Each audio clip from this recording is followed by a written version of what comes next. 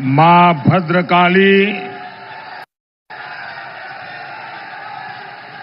और मां छिन्नमस्तिका के चरणों में प्रणाम करता हूं। आज चतरा की धरती पर ये जन सैलाब और जितने अंदर है उससे 4 गुना बाहर है।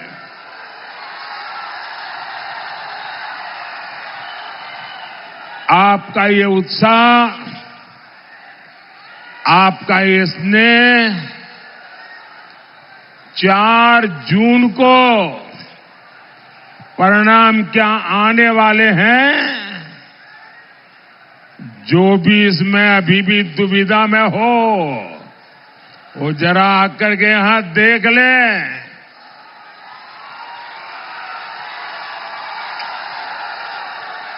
चार जून के नतीजे क्या होंगे ये चतरा की धरती पर से आपको दिखाई देगा।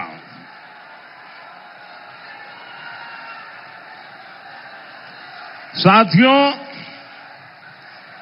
3 चरणों के चुनाव के बाद ही कांग्रेस और उसके साथियों ने एक तरह से अपनी हार स्वीकार कर ली है। इंडी गठबंधन के एक बड़े नेता ने कहा है कि सभी ये जो फोटो लेके आए हैं ना, नीचे रखो, पीछे लोग परेशान हो रहे हैं।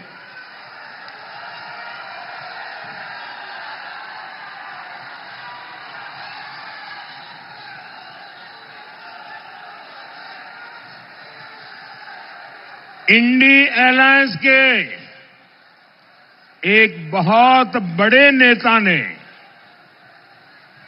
एक बहुत महत्वपूर्ण बयान दिया है और इसको 3 दिन हो गए और जो लोग राजनीतिक परिस्थितियों के जानकार हैं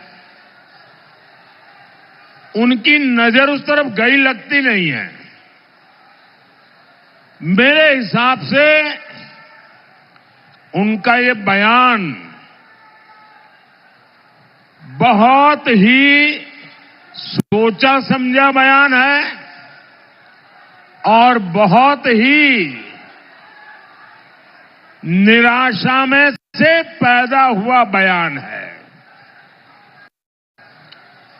एक बड़े नेता ने कहा है कि इंडी अलायंस के साथ जुड़ी हुई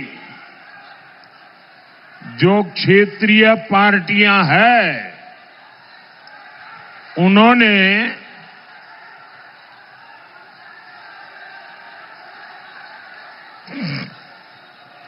ये 5-10 लोग हैं, उनको दिखता नहीं है तो सबको परेशान करेंगे क्या?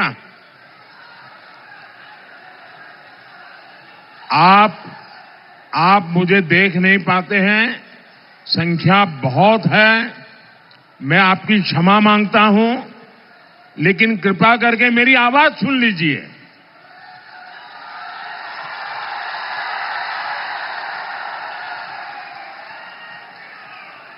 और मेरे चेहरे को क्यों, मैं तो दिल की बात करने आया हूं आपसे। साथियों,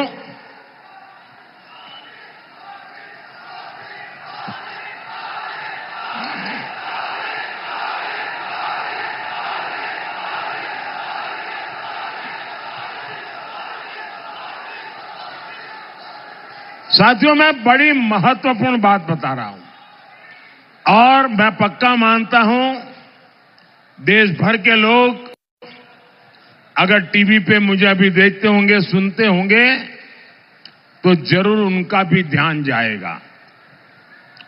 ये महत्वपूर्ण झारखंड के लिए भी है। ये महत्वपूर्ण देश के आने वाले दिनों के घटनाक्रम से जुड़ा हुआ है।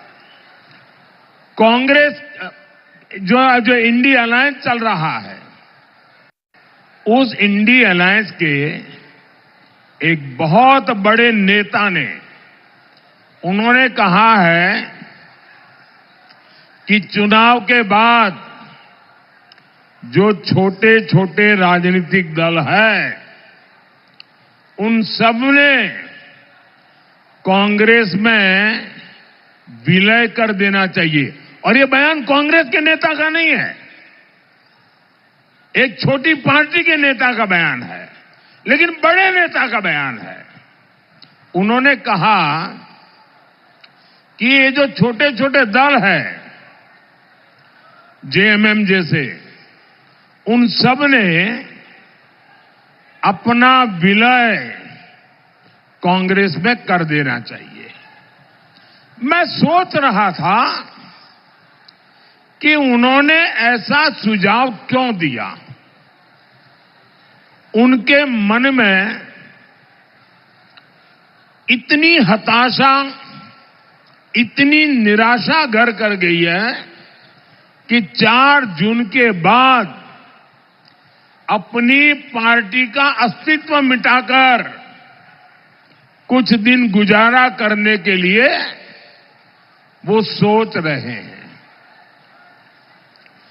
वो क्षेत्रीय पार्टियों का जो भी इंडी अलायंस की साथी है, उनका अस्तित्व खत्म कर देना चाहते हैं। और सोचने के बाद और पिछले 3 चरण के मतदानों के रुझान के बाद मुझे बराबर समझ आया कि उन्होंने ऐसा क्यों कहा है। क्योंकि उनके मन में पक्का हो गया है कि कांग्रेस और उसके साथी सब मिलाकर के भी मान्य विपक्ष को जितनी सीटें चाहिए, ऑपोजिशन को जितनी सीटें चाहिए, जो 10% होती है, यानी करीब करीब 50 के ऊपर थोड़ी, लेकिन उनको लग रहा है इतनी भी नहीं आएगी। और अगर विलय कर देंगे तो फिर हमारे पूरे समूह को हो सकता है मान्य विपक्ष के रूप में मान्यता मिल जाए। आप देखिए, देश की जनता ने ये तिकड़म लड़ाने वालों को कैसा सबक सिखाया है। 3 चरणों में ही ऐसा सबक सिखा दिया है कि वे विलय करके मान्य विपक्ष के लिए जगह ढूंढ रहे हैं। और इसके लिए मैं देशवासियों को एडवांस में बधाई देता हूं। भाइयों बहनों, मैं अभी उड़ीसा से आ रहा हूं। उसके एक दिन पहले मैं तेलंगाना में था। तेलंगाना में, उड़ीसा में, आंध्र में, इन सब स्थानों पे जाके आया हूं। मैं साथियों बड़ी जिम्मेवारी के साथ कहता हूं कि इस चुनाव के साथ साथ जहां विधानसभा के चुनाव भी चल रहे हैं, जैसे उड़ीसा में है, आंध्र में है, अरुणाचल प्रदेश में है, जहां जहां विधानसभा के चुनाव भी साथ में है,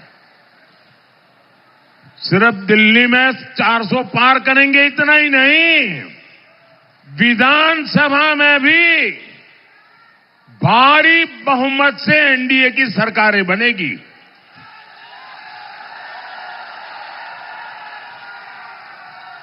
और ये शहजादे को, उनकी पार्टी को, उनकी उम्र से भी कम सीटें मिलने वाली हैं।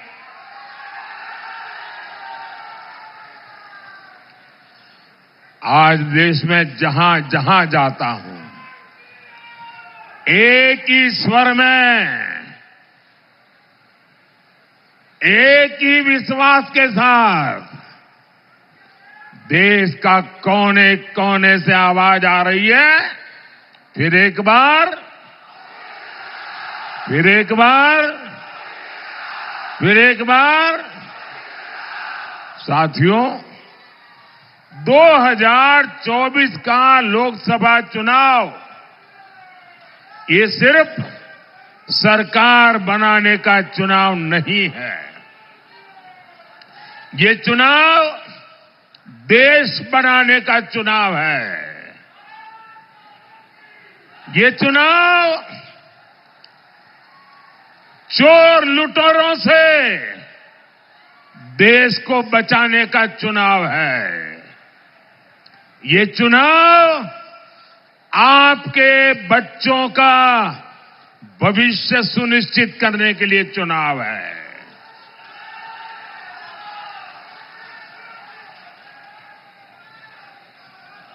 आप तो जानते हैं ना वो कौन लोग हैं जिससे देश को बचाना बहुत जरूरी है।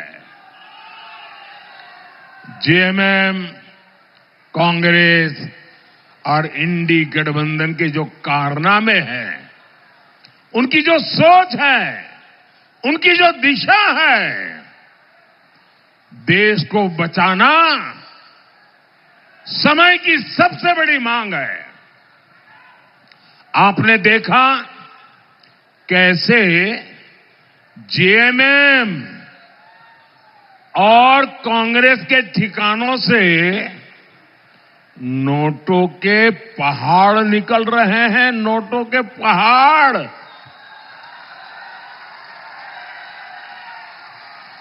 यहां मंत्री का पीए का भी नौकर,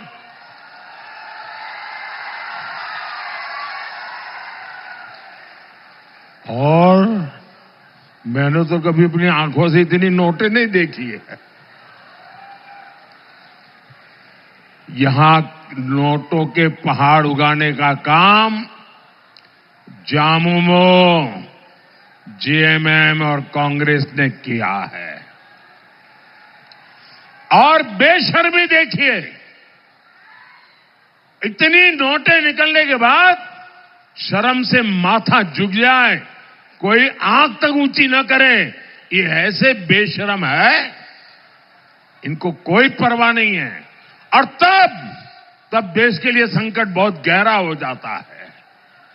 आप सोचिए, जब कर्मचारियों के घरों से करोड़ों रुपए मिल रहे हैं, तो मालिकों की तिजोरी में कितना काला धन होगा। कांग्रेस के सांसद के पास से तो 300 करोड़ से ज्यादा कैश मिला। अरे नोट गिनने वाली मशीनें गिनते गिनते खराब हो गई, मशीनें हांफने लग गई। गिनते थे लेकिन नोट खत्म नहीं होती थी। जरा मेरे भाई बहन बताइए, ये पैसा किसका है? ये पैसा किसका है? ये पैसा किसका है? ये पैसा किसका है? आपके घर में से अगर कोई 5,000 रुपए भी चोरी कर जाए तो आप चोर को सजा मिले चाहते हो कि नहीं चाहते हो? चोर पकड़ा जाए चाहते हो कि नहीं चाहते हो?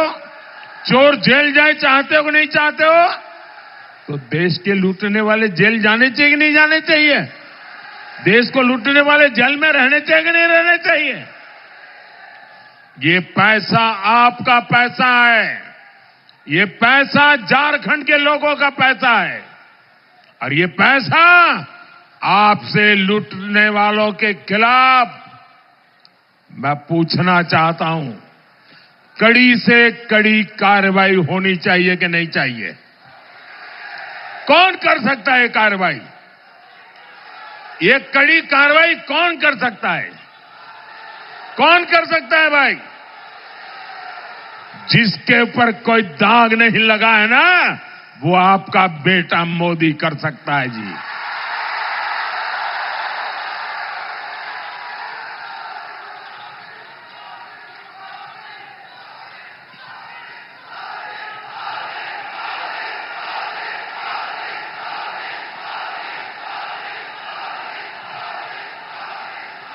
साथियों, जेएमएम का और कांग्रेस का एक ही एजेंडा है, न काम करेंगे न करने देंगे, और बिना दाम काम का नाम नहीं। ये इनका खेल है। ये खुद तो भ्रष्टाचार के अलावा कुछ करते नहीं है। मोदी जो काम करता है उसे भी रोकने में लगे रहते हैं। मोदी देश में 80 करोड़ लोगों को मुफ्त राशन दे रहा है।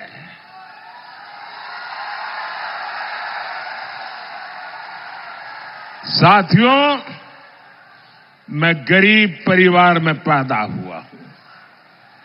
मैंने गरीबी देखी है। भूख क्या होती है वो मैं अनुभव करके निकला हूं, और इसलिए मैं नहीं चाहता हूं कि मेरे देश का कोई बच्चा भूखा सो जाए। इसलिए मैं चाहता हूं कि मेरे देश के गरीब के घर का चूल्हा जलता रहना चाहिए। और इसलिए केंद्र सरकार 80 करोड़ लोगों को मुफ्त राशन का पूरा खर्च उठाती है। लेकिन झारखंड में इन लोगों ने राशन बांटने की व्यवस्था तबाह करके रख दी है। ये चाहते हैं मोदी का भेजा राशन आपको मिले ही नहीं। जब गरीब मोदी को आशीर्वाद देता है तो इंडी गठबंधन वालों को गरीबों पर चिढ़ आ जाती है। साथियों, मोदी ने हर घर जल पहुंचाने के लिए जल जीवन मिशन शुरू किया है। झारखंड सरकार उसमें भी भ्रष्टाचार कर रही है। आप कल्पना कर सकते हैं, पाइप डाल दिए लेकिन पानी की सप्लाई की व्यवस्था जानबूझ करके नहीं की गई। साथियों, हमारी सरकार झारखंड के युवाओं के लिए नए अवसर बनाने के लिए दिन रात काम कर रही है। हम आदिवासी इलाकों में एकलव्य स्कूल खोल रहे हैं। यहां सिमरिया में हमने केंद्रीय विश्वविद्यालय भी खोला है। हमारी कोशिश है इस क्षेत्र में अच्छी सड़कें बने, उद्योग बढ़े। हजारीबाग से रांची हाईवे, हजारीबाग से कोडरमा हाईवे और माझी जैना मोड़ एक्सप्रेस वे, ऐसी आधुनिक सड़कों का नेटवर्क हमारी सरकार बना रही है। टोरी शिवपुर रेलवे लाइन माल ढुलाई के लिए शुरू की गई है। यहां जो एनटीपीसी का प्लांट शुरू हुआ है उसकी नींव भी अटल जी की सरकार ने रखी थी। इस प्लांट का लोकार्पण भी हमारी सरकार ने किया। लेकिन साथियों, भ्रष्टाचार में आकंठ डूबी इंडी गठबंधन की सरकार यहां विकास के कार्यों में भी रोड़ा अटका रही है। मैं इन लोगों से पूछना चाहता हूं, झारखंड का विकास हो जाएगा तो तुम लोगों का क्या नुकसान होगा? क्यों यहां के नौजवानों के लिए रोजगार के मौके बंद कर रहे हो? साथियों, इंडी गठबंधन को आपकी रोजी रोटी की कोई चिंता नहीं है। वे सिर्फ और सिर्फ लूट पर चलाने के लिए सत्ता के गलियारों में जीना चाहते हैं। वो अपना स्वार्थ देखते हैं। आप जानते हैं कांग्रेस, जेएमएम झारखंड का विकास क्यों रोकना चाहते हैं?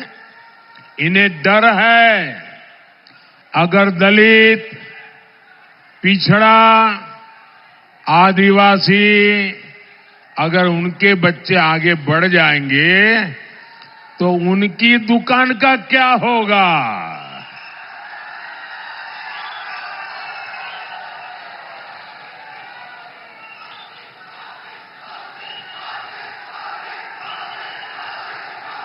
एक तरफ मोदी है जो स्थानीय भाषाओं में डॉक्टरी की, इंजीनियरिंग की पढ़ाई शुरू करवा रहा है। मैं चाहता हूं कि मेरे आदिवासी भाई बहनों के बच्चे भी ज्यादा से ज्यादा डॉक्टर, इंजीनियर बने। लेकिन कांग्रेस, जेएमएम को आपके बच्चों के भविष्य की परवाह नहीं है। आपको याद है ना, चुनाव से पहले जेएमएम ने हर साल 5 लाख नौकरी देने का वादा किया था। क्या नौकरियां दी क्या उन्होंने? जेएमएम कांग्रेस ने झारखंड में एक ही उद्योग लगाया है, एक ही उद्योग लगाया है, अफीम उद्योग।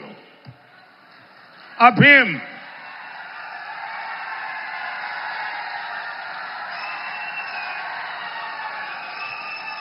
ये अफीम किसका भला करेगा भाई?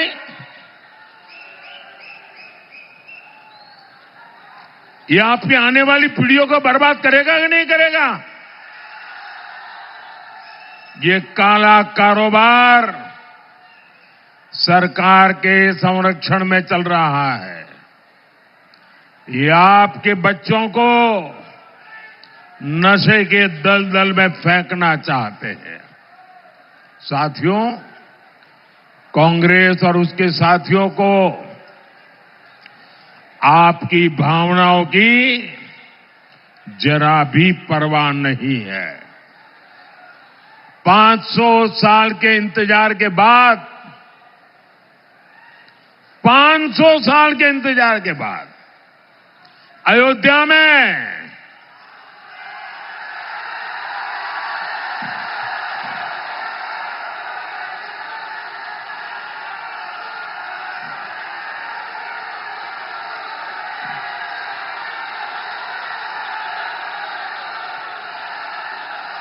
जय श्री राम। अयोध्या में भगवान राम का मंदिर 500 साल के बाद बना, अनेक पीढ़ियों के बलिदान के बाद बना। कौन हिंदुस्तानी होगा जिसको आनंद नहीं होगा? आपको हुआ कि नहीं हुआ? हुआ कि नहीं हुआ?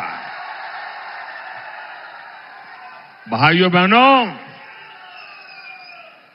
जब अयोध्या से वनवास के लिए राजकुमार राम ने प्रस्थान किया था ना, जब अयोध्या से निकले थे 14 साल के लिए, ये मेरी बात जरा गौर से सुनिए, जब अयोध्या से निकले थे राम जी, तब तो वो अयोध्या के राजकुमार थे, लेकिन 14 साल वनवास के बाद वापिस आए तो मर्यादा पुरुषोत्तम राम बन गए थे। अब जरा सोचो, ये राजकुमार राम मर्यादा पुरुषोत्तम राम कैसे बने? वे 14 साल आदिवासियों के बीच में रहे थे। ये आदिवासियों ने अयोध्या के राजकुमार को प्रभु राम बना दिया था, मर्यादा पुरुषोत्तम राम बना दिया था। हम प्रभु राम की भक्ति करते हैं क्योंकि ये मेरे आदिवासियों के संघ ने राजकुमार राम को मर्यादा पुरुषोत्तम राम बना दिया था। और इसलिए हम राम की तो पूजा करते हैं, लेकिन राम को प्रभु राम बनाने वाले आदिवासियों की भी पूजा करते हैं। लेकिन साथियों, कांग्रेस जामुमो और उसके सहयोगियों को आदिवासियों का हित, उनका गौरव बर्दाश्त नहीं होता। भारतीय जनता पार्टी ने एक आदिवासी बेटी को देश की राष्ट्रपति बनाया। द्रौपदी मुर्मू जी आपके यहां गवर्नर रह चुकी है, आप उनको भलीभांति जानते हैं। वो आज देश की सर्वश्रेष्ठ पद पर है, देश की तीनों सेनाओं को वो कमांड करती है। मुझे बताइए भाइयों, एक आदिवासी बेटी को राष्ट्रपति किसने बनाया? किसने बनाया? किसने बनाया? किसने बनाया? किसने बनाया? मोदी ने नहीं बनाया, आपके एक वोट ने बनाया है।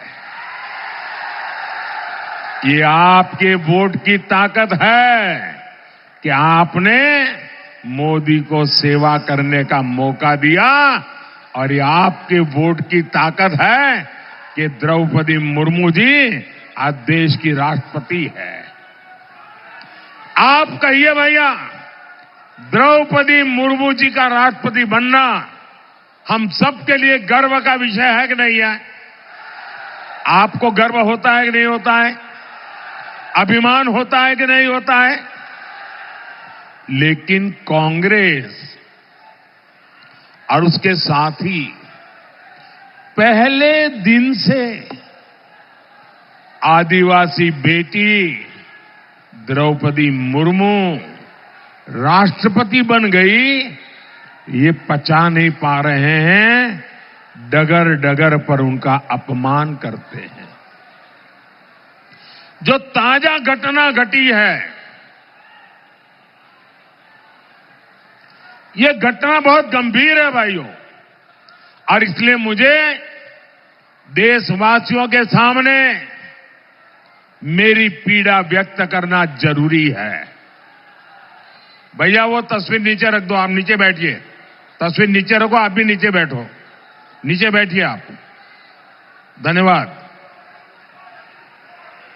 देशवासियों के सामने मैं मेरी पीड़ा व्यक्त करना चाहता हूं।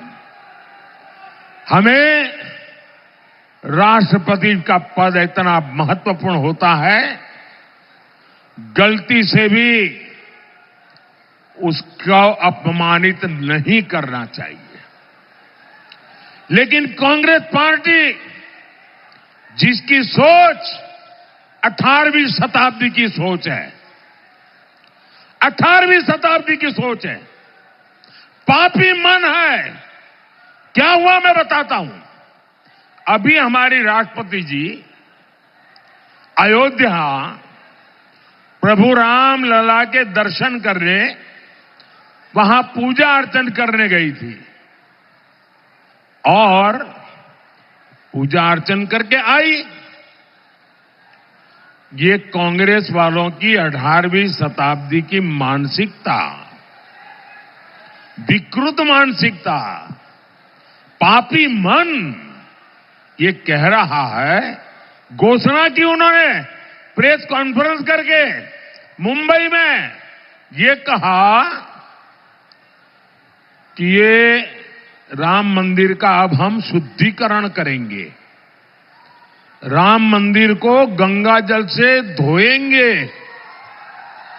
क्या एक आदिवासी प्रभु रामलला के दर्शन करे और इसलिए आपको मंदिर धोना पड़े? ये कौन सी मानसिकता है आपकी? ये राष्ट्रपति का अपमान है कि नहीं है? राष्ट्रपति का अपमान है कि नहीं है? नारी का अपमान है कि नहीं है? हिंदुस्तान का अपमान है कि नहीं है? प्रभु राम का अपमान है कि नहीं है? राष्ट्रपति का अपमान है कि नहीं है? ऐसे लोगों को माफ कर सकते हैं क्या? कभी भी माफ कर सकते हैं क्या? हिंदुस्तान ऐसे लोगों को माफ कर सकता है क्या? भाइयों बहनों, ये कांग्रेस वाले लोग हैं, उन्हें सिर्फ आपसे वोट चाहिए, उनको आपके प्रति प्रेम नहीं है, वो आपको मनुष्य मानने को तैयार नहीं है। भाइयों, इतना बड़ा पाप उन्होंने किया और इसलिए पीड़ा मैं देशवासियों के सामने रख रहा हूं। मुझे बताइए, ये लोग आपसे एक वोट पाने के हकदार है क्या? साथियों, कांग्रेस के शहजादे इन दिनों एक नया फॉर्मूला लेकर आए हैं। आपने सुना होगा, वो कह रहे हैं कि कांग्रेस आएगी तो आपकी संपत्ति की जांच करवाएगी, एक्सरे करेंगे, एक्सरे,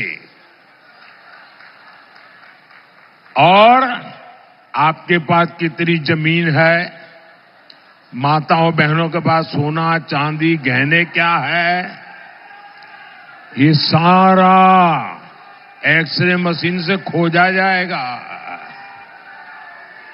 आपकी संपत्ति भी, आपकी मेहनत की कमाई की संपत्ति भी आप अपने संतानों को नहीं दे पाएंगे। वो ऐसा कानून लाने वाले हैं, अगर आपके पास 10 एकड़ भूमि है तो आपके संतानों को 5 एकड़ ही दे पाएंगे। 5 एकड़ ये शहजादे की सरकार लूट लेगी। आपके पास गांव में एक घर है और शहर में छोटा सा घर लिया, 2 घर है तो एक गया। क्या आपकी मेहनत की कमाई आप किसी को लूटने देंगे क्या? किसी को लेने देंगे क्या? ये आपकी मेहनत की कमाई पर आपका हक है कि नहीं है? आपके बच्चों का हक है कि नहीं है? ये लूटना चाहते हैं और मोदी दीवार बन के खड़ा है।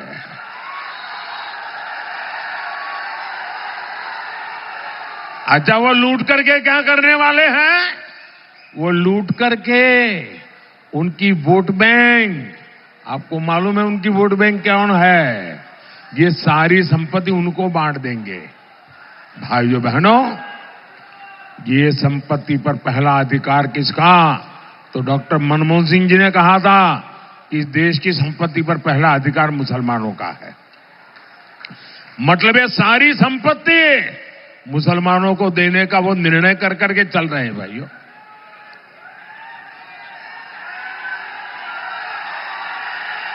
साथियों, ये कांग्रेस का पंजा हमारे दलितों, हमारे पिछड़ों, हमारे आदिवासियों का आरक्षण भी छीनना चाहता है।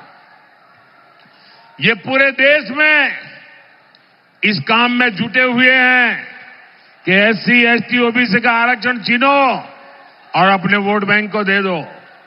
इन्होंने आंध्र प्रदेश में यही किया। रातों रात सभी मुसलमानों को ओबीसी बना दिया और कर्नाटका में जो ओबीसी थे उनका हिस्सा लूट लिया। भाइयों बहनों, बाबा साहब आंबेडकर ने धर्म के आधार पर आरक्षण का विरोध किया था।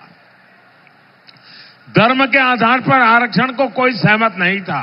सुप्रीम कोर्ट ने भी मना किया है। ये धर्म के नाम पर आरक्षण कर करके इस देश के एससी, एसटी, ओबीसी को मिला हुआ हक लूटना चाहते हैं। और इसलिए भाइयों बहनों, हम सबको बहुत चौकन्ना रहने की जरूरत है। हमें एक बात याद रखनी है, जो झारखंड के बहुत बड़े गुनहगार हैं, जिन्हें चारा घोटाले में अदालत ने सजा दी है, जो बिहार और झारखंड में जंगल राज के प्रतीक रहे हैं, उन्होंने कहा है कि पूरा का पूरा आरक्षण मुसलमानों को ही दे देना चाहिए। यानी जेजेएम, कांग्रेस और आरजेडी की चली तो एससी, एसटी, ओबीसी के पास कहीं कोई आरक्षण नहीं रह जाएगा। आपका पूरा आरक्षण छीन कर ये लोग मुस्लिमों को देना चाहते हैं। आप मुझे बताइए, क्या आपको ये स्वीकार्य है? आपको ये मंजूर है? कांग्रेस जामुमों को अपने आरक्षण पर डाका डालने देंगे क्या आप? साथियों, तुष्टीकरण की राजनीति का सबसे बड़ा नुकसान दलित, पिछड़ा और आदिवासी को होता है। जब केंद्र में कांग्रेस की सरकार थी तो उसने खेल कई राज्यों में खेला। कांग्रेस ने घुसपैठियों को समर्थन दिया। नतीजा ये कि दलित और आदिवासियों की जमीन पर घुसपैठियों ने कब्जा कर लिया। अब वही आग ये लोग झारखंड में लगाना चाहते हैं। जेएमएम सरकार में यहां घुसपैठियों की संख्या तेजी से बढ़ रही है। हमारे आदिवासी समाज की बच्चियां घुसपैठियों का शिकार हो रही है। बच्चियों को जिंदा जलाने की घटना सामने आ रही है। ये जो घुसपैठिया आए हैं, ये क्या वहां से अपनी जमीन लेकर आए हैं क्या? ये किसकी जमीन पर कब्जा कर रहे हैं? दलित, आदिवासी की जमीन पर कब्जा कर रहे हैं। ये लोग झारखंड और भारत की पहचान बदलना चाहते हैं। इसलिए आपको इनसे सावधान रहना है। साथियों, 20 मई को आपका हर वोट झारखंड के लिए सुरक्षा का ढाल बनेगा। आपका वोट देश विरोधी ताकतों को रोकने के लिए मोदी को ताकत देगा। मेरा अनुरोध है, चतरा से श्री कालीचरण सिंह जी आगे आइए, और हजारीबाग से मनीष जायसवाल जी को कमल के निशान पर बटन दबा करके इन्हें विजयी बनाइए। और आप जब कमल के निशान पर बटन दबाएंगे ना, तो आपका वोट सीधा सीधा मोदी को जाएगा। साथियों, आने वाले दिनों में ज्यादा से ज्यादा परिवारों में जाइए, जाकर के कहिएगा मोदी जी चतरा आए थे और आप सब परिवार वालों को प्रणाम कहा है। मेरा प्रणाम पहुंचाएगा। बोलिए भारत माता की, भारत माता की।